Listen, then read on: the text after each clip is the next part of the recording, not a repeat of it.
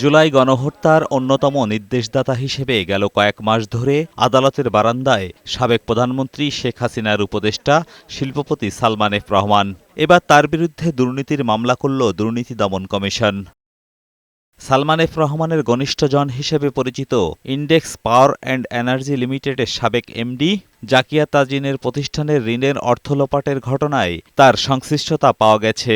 ১৯০ কোটি টাকার money laundering এবং ৩৩ কোটি টাকা আত্মসাতের ঘটনায় পৃথক দুটি মামলায় সালমান এফ রহমানের পাশাপাশি তার ছেলে ভাতিজাসহ ১৯ জনকে আসামি করা হয়েছে। জাকিয়া তাজিন, সাবেক managing director, Index Power and Energy Limited, Gulshan, Dhaka.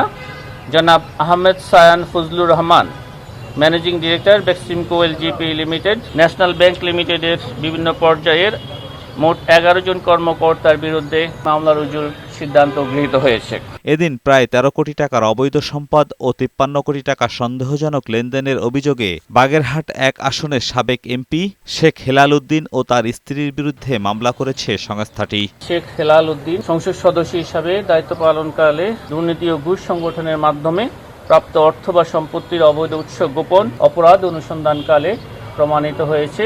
এই কারণে তার বিরুদ্ধে একটি মামলা রুজুর সিদ্ধান্ত গৃহীত হয়েছে। ২ কোটি টাকার অবৈধ সম্পদ অর্জনের অভিযোগে মামলা হয়েছে মহিলা ও শিশু বিষয়ক প্রতিমন্ত্রী মেহেরা আফরোজ চুমকি ও তার স্বামী মাহমুদুর রহমানের বিরুদ্ধে।